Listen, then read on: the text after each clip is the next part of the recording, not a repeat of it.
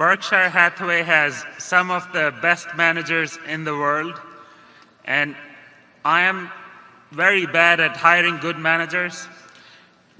Some of the decisions I've made, which were without any phone calls from Jamie Lee Curtis, I look back and I see, what was I thinking? So what can you advise on how in 1 hour you can assess the capability of a person to be a good manager? Well, you have to understand that we cheat.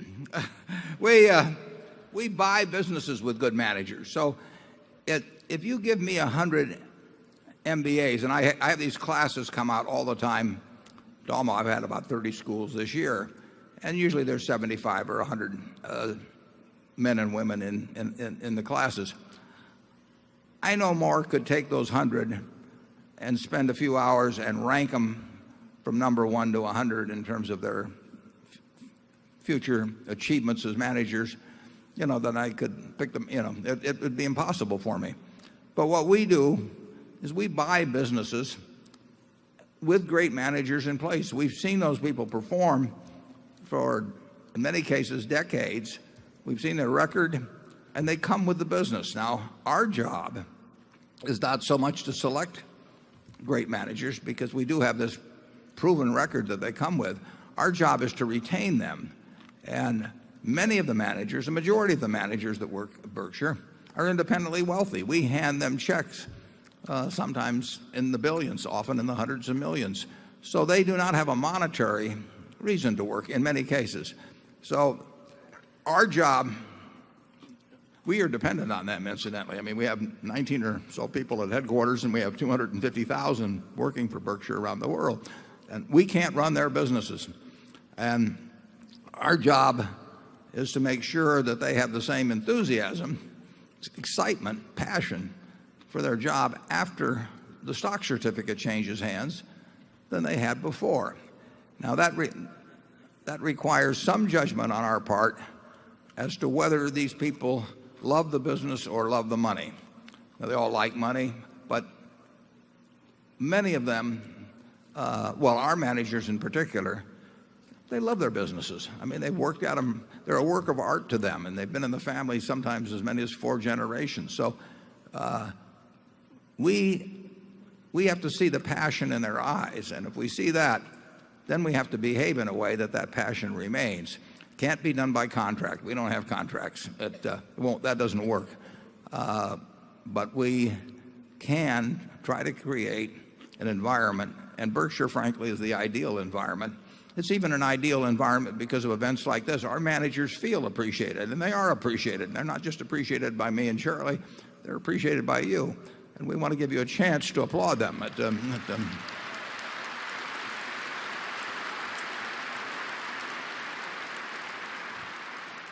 So I can't be of enormous help if you're looking at a group of MBAs. It's not easy. I mean, they sort of learn by that point in life how to fool you in terms of what answers you want to hear and all of that sort of thing. I would look for the person with passion for the job. I mean, the person that is always doing more than they're sure. You look for people that are good communicators and all of that sort of thing. But I like my way better. It's a lot easier just to take somebody that's been batting 400 in baseball and say, I think I'll stick him in the lineup. And the nice thing about our game is that, in baseball, unless you're Nolan Ryan or somebody, you have to hang up things at 40 or thereabouts. But in our game, they go on and on and on. I mean, I use as an example, we had a famous Mrs. B from the Furniture Mart, and she worked for us till she was 103, and then she left and she died the next year. And that is a lesson to our managers that Well, that was very useful advice. It reminds me very much of the late Howard Amundsen, and a young and starving business student once asked him for advice as to how to get ahead. And Howard said, well, I always keep a few $1 million lying around in case a good opportunity suddenly turns up. Could you please comment on how you use stock options when trying to enter or exit a position in a public company? Yeah, I think there was one time we sold a put on Coca-Cola with the idea that if it got exercised, we were very happy to own more Coca-Cola. It didn't get exercised. We would have been better off if we just bought the stock. Usually, if you want to buy or sell a stock, you should buy or sell the stock. And using an option technique to buy a call on a stock instead of buying the stock outright with the idea that you get it a little cheaper that way means that about 4 times out of 5 you'll be right, and the 5th time the stock will have moved earlier, and you'll have missed the transaction you wanted to have. And so we virtually have never used options as a way to enter a position or exit a position, and I would doubt very much if we do. We've sold these long-term equity put options that are described in the press release yesterday and were described in the annual report, but that's a different sort of thing. If we want to buy something, we'll just start buying it, and if we want to get out of it, we'll start selling it, and we won't get involved in any fancy techniques. Charlie? Well, if I remember right, you wrote a letter when the public authorities were deciding whether we should have option exchanges for stocks. And Warren was all alone at that time, and he wrote a letter saying that he didn't think it would do any good at all for the country to throw out the margin rules in this fashion. I've always thought that Warren was totally right. It's the idea of turning financial markets into gambling parlors so the croupiers can make more money has never been very attractive to us. Yeah.